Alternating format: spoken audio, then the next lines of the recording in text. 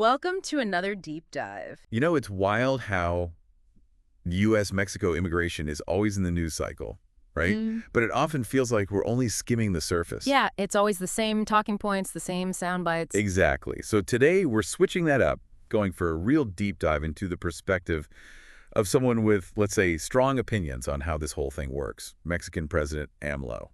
And he's definitely not one to shy away from speaking his mind, especially when it comes to U.S. immigration policies. No kidding. So for those who might not know all the ins and outs, could you give us some background on AMLO? Like, when did he come to power? What's his political stance? That sort of thing. Sure thing. AMLO, or Andres Manuel Lopez Obrador, became president of Mexico back in 2018.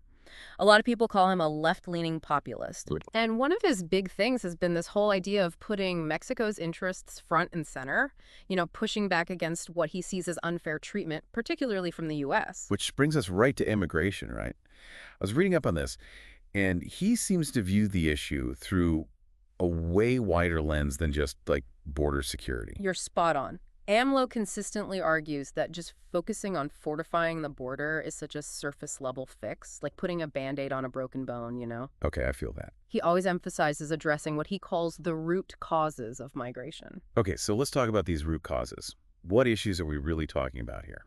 So AMLO points to things like poverty, the lack of good jobs, and in a lot of cases, violence and just overall lack of safety.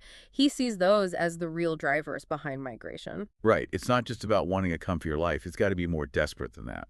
Exactly. Like, he often brings up the lack of investment in southern Mexico and Central America. Makes sense. He argues that the neglect is basically forcing people into making these really tough choices. Yeah, it's like being between a rock and a hard place, right?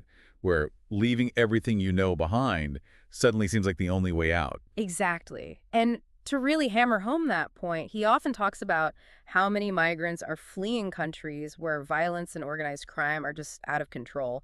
And he argues those issues are made even worse by U.S. policies. Like what? What kinds of policies? Things like the war on drugs, for example. Ah, okay. So he's saying it's not enough to just build walls. You got to address the reasons why people are trying to climb them in the first place. Exactly. And he'll argue till he's blue in the face that until those root causes are dealt with, people will keep migrating no matter how strict the policies, no matter how high the walls. And that leads right into another point he makes. Right? AMLO also says that these strict U.S. policies have these, like, ripple effects, and they end up impacting Mexico in a huge way. Oh, absolutely. He has this whole domino effect analogy he uses to explain it. Domino effect. Yeah, basically he's saying that U.S. immigration policy doesn't just stop at the border, there are consequences. So paint me a picture. What does this domino effect actually look like? Well, picture Mexican border towns, right? When the U.S. gets really strict, clamps down on the border, it creates this bottleneck effect. And migrants end up stuck in these border towns, sometimes for a really long time, even indefinitely. And I'm guessing most of those towns aren't exactly equipped to handle that kind of influx. You got it. They just don't have the resources. So it puts this massive strain on social services, their economy, everything. And then you have rising social tensions on top of it all. Because they weren't designed to become long-term shelters for asylum seekers. Right, exactly. And that's AMLO's whole point. Mexico is stuck dealing with the fallout from a problem it didn't create, forced to bear the weight of decisions made elsewhere. So he's saying the U.S. can't just wash its hands and walk away after people cross that border. Nope. He's been incredibly vocal about that. And good for him. Yeah, he's basically saying that it's not enough to just secure the border. It's about sharing the responsibility, recognizing how interconnected everything is. And it's more than just talk, right? I mean, he's actually put forward some real solutions to deal with these issues. It's refreshing to hear a leader actually offering solutions instead of just, complaining about the problem. So what's AMLO's plan? What does he think we should be doing about all of this? Well, AMLO's a big believer in, multi-pronged approaches. He doesn't think there's one magic solution, especially with something this complex. Makes sense. So what's he proposing? One of his biggest proposals is this idea of development, not detention. Okay, development, not detention. I like the sound of that. Tell me more.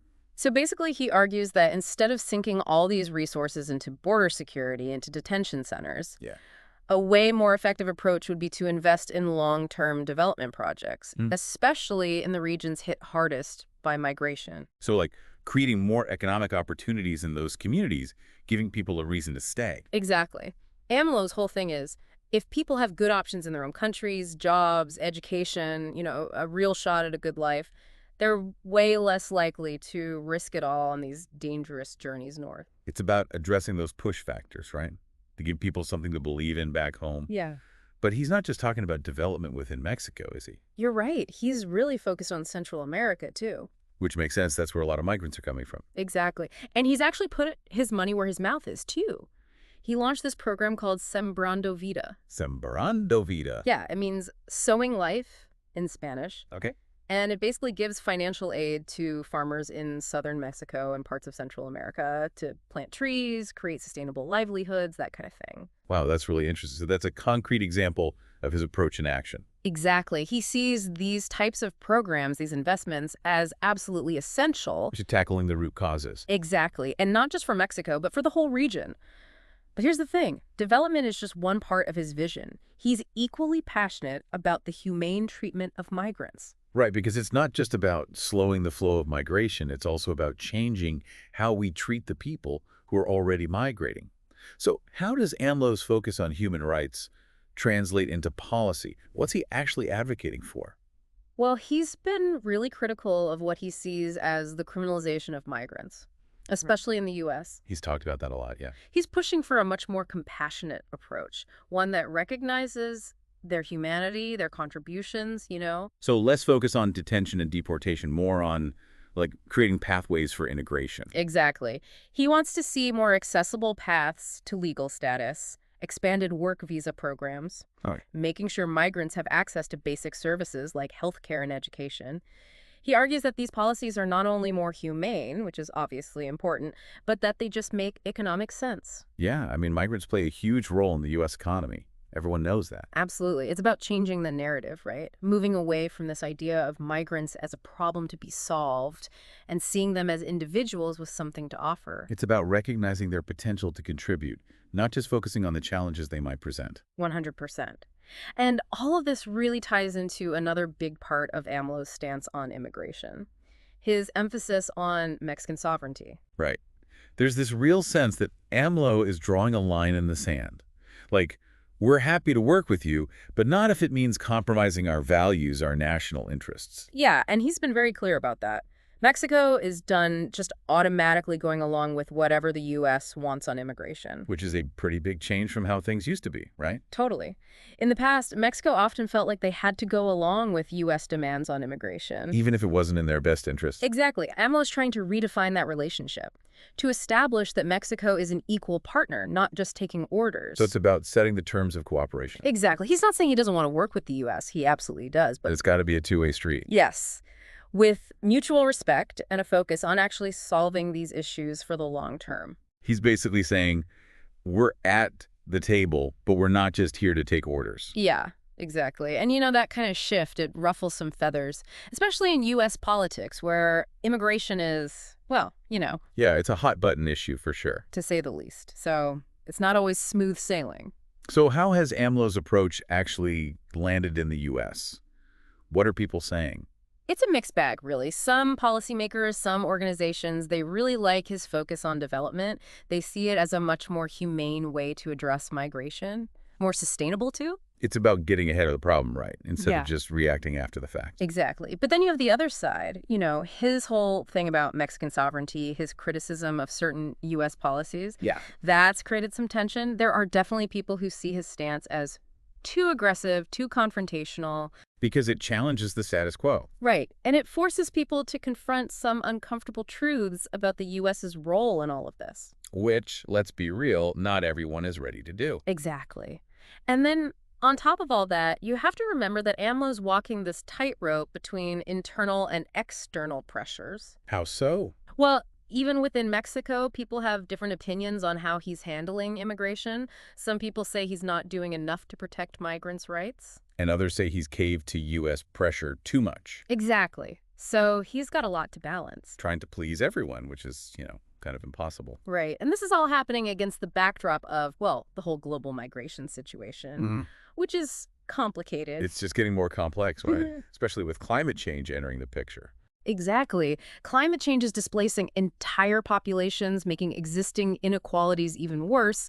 It's tough. It's a whole other layer to this. And that's why I think AMLO's focus on long-term solutions, sustainable development, regional cooperation, that's huge. Whether you agree with all the specifics of his policies, you can't deny that he's pushing for a more just and sustainable approach to migration in general. An approach that recognizes that we're all in this together. Right. It's about shared responsibility and remembering the human beings at the heart of this. So if we had to boil down AMLO's perspective into one key takeaway, what would it be? What do you want our listeners to remember from all this? I think the biggest thing is that AMLO is challenging us to really think critically about immigration, to move past those overly simplistic narratives we hear all the time.